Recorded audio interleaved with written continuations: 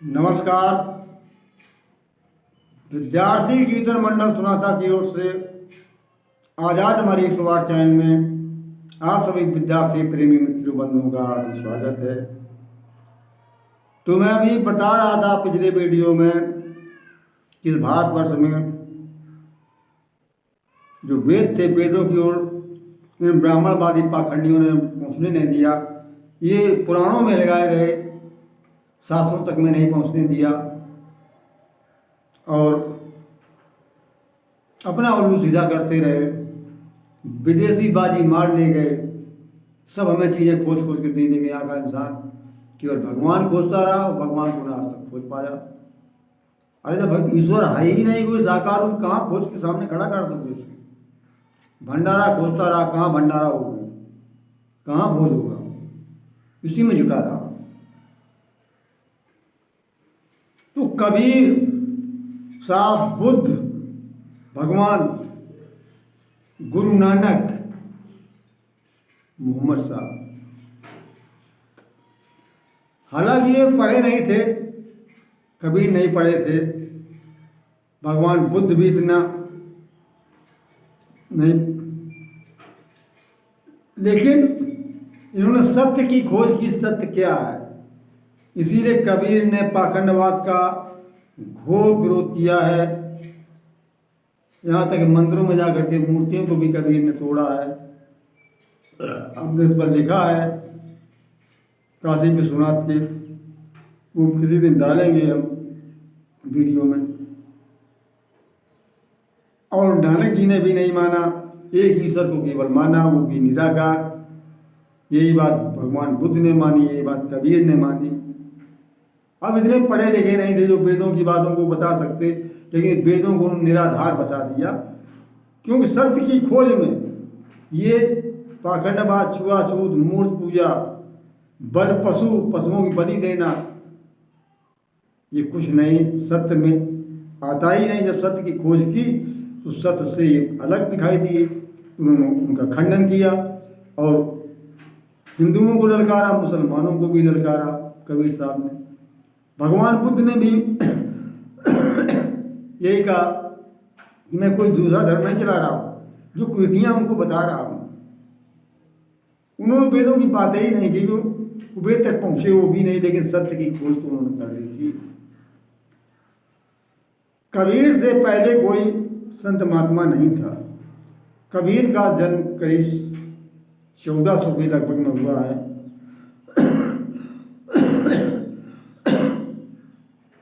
और वैसे तो विदेशियों का आगमन 712 में मोहम्मद बिन कासिम ने यहाँ पर चढ़ाई की थी और पाखंडवाद के चलते हुए उसकी वहाँ यहाँ विजय हुई थी। जब तक मंदिर का झंडा खड़ा रहेगा तब तक हमारी सेना, दायर कहता था कि सेना हारेगी नहीं। लेकिन मोहम्मद बिन कासिम ने यहाँ के लालची पंडा पुजारियों को धन दे करके झंडे को कटवा दिया और सेना युद्ध स्थल से भाग खड़ी हुई। झंडा क्यों? झंडा मंदिर पर नहीं था, हम जीत नहीं पाएंगे। ये पाखंड ये फैलाया था ब्राह्मणों ने, ये विश्वास देते रहे इसे। इसी तरह जब महमूद गजनवी ने 17 आक्रमण किए, उसका आखिरी आक्रमण था काठियावाड़ के सोमनाथ मंदिर पर, गुजरात में पड़ता है, वहाँ भी सेना तैयार थी लड़ने के, लेकिन पाखंडवादी लड़ने नहीं दिया कि भगवान शिव खुद ने दंड देंगे। लेकिन मंदिर तोड़ दिया, विध्वंस कर दिया, मूर्ति तोड़ करके ले गया, बहुत सा खजाना निकला उसमें। और कहते हैं उसने भगवान शिव की मूर्ति को अपने सिंहासन की सीढ़ियों में लगाया जा करके। ये संबंधी विश्वास बांध रखा था इन पाखंडवादियों ने, इसीलिए हमारे देश की दुर्दशा हुई। और बाद में ये कह भी दिया कि तसल्ली के जनता को तसल्ली दी कि भगवान शिव का उस जन्म में बहुत पुजारी था। उस जन्म पुनर्जन्म तो इनका भी, और भागवत इनका शोषण का बहुत बड़े औजार हैं मनुष्य को बुद्धि को फेरने के लिए। तो अब ये इनका आने का सिलसिला शुरू हो गया। और जब मोहम्मद गोरी ने सन 1192 में पृथ्वीराज को पराजित करके दिल्ली के सिंहासन पर अपने कुतुबुद्दीन ऐबक गुलाम को यहाँ पर बैठा के चला गया। 13 से 2 में शायद खिलजी आया है। खिलजी ने न जाने कितने मंदिरों को तोड़ा, पुस्तकालय जलाए। और धीरेन्द्र शास्त्री कहते, जब प्रश्न किया गया कि आप ईश्वर ने अवतार क्यों नहीं लिया, तो कहते आते तो रहे लोग, जब जितनी शक्ति की जरूरत पड़ी उनके सामने भेज दिया। अरे कुछ छुटपुट में राजा रामचंद्र यादव देवगिरी दौलताबाद के थे, वो बेचारे लड़े, एक बार परास्त भी किया खिलजी को, दोबारा हार गए। राणा प्रताप ने जंग ली, लेकिन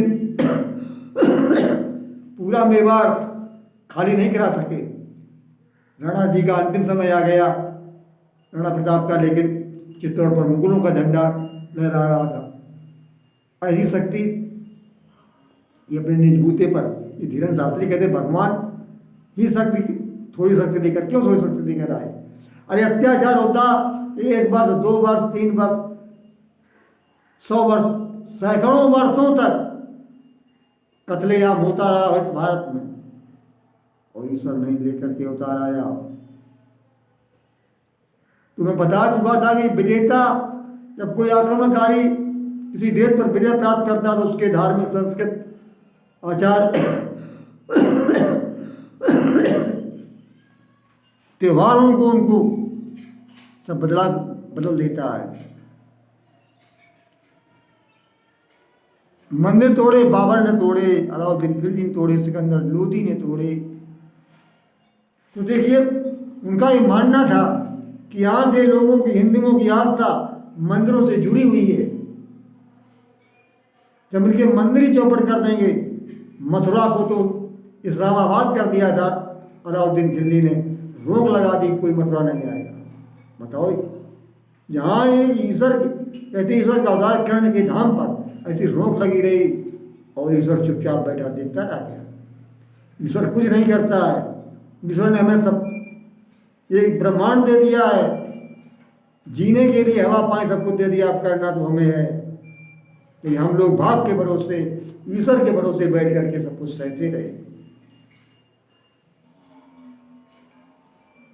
बाबा ने तो अयोध्या की मंदिर को तोड़कर मस्जिद बनवाई, और दुर्गा देवी की मंदिर की, दुर्गा की मूर्ति को तोड़कर कसाई, जो मांस बेचने वाले कसाईयों को बाट बना के दे दिया कि लो ये तुम्हारा आधा किलो है, आधा सेल है, इससे तोड़ो। ये क्या हुआ? लोग तो, देश की जनता इतनी सहम गई कि जब यहाँ के जब ये लोग बताते हैं हमारे पंडा पुजारी कि बड़ी शक्ति है, जब देवी देवता इनका कुछ नहीं कर पाए तो हम लोग क्या करेंगे? अपनी आत्मा को दाब कर बैठ गए। तभी से भक्त आंदोलन शुरू हुआ। उसी काल में गोस्वामी जी, मीराबाई और कबीर साहब, नानक, ऐसे न जाने बहुत से संतों का उदय हुआ। और महाराष्ट्र में तो ऐसे 50 संत हुए हैं, क्योंकि फिर वो आसरा छोड़ चुके थे, भगवान पर भी भजन करने के लिए जुट गए। लेकिन बंदा बैरागी तपस्या कर रहा था, वो गुरु गोविंद सिंह के कहने पर, उसका नाम लक्ष्मण देव था, जिसने मुगलों से संघर्ष लिया, मुगलों को परास्त छक्के छुड़ा दिए थे, धोखे से कैदी हो गया। बंदा बैरागी के बच्चे को 5 साल को काट कर उसका मांस, कलेजा खिलाया गया, ठूंसते रहे, लेकिन उसने कहा नहीं, इस्लाम कबूल नहीं करेंगे। गरम सलाखों से आंखों में डालेंगे, सब कुछ किया गया। धन्य वीर बंदा को, जो देश धर्म पर मरता है। ऋषि मुनियों को तप के द्वारा जो फल आजाद मिला करता है,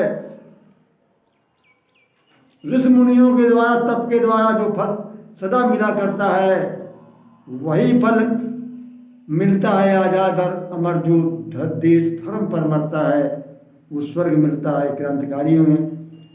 तो आज भी हम उनकी पूजा कर रहे हैं, लेकिन पाखंडवादी आज उनकी पूजा भी नहीं कर रहे हैं।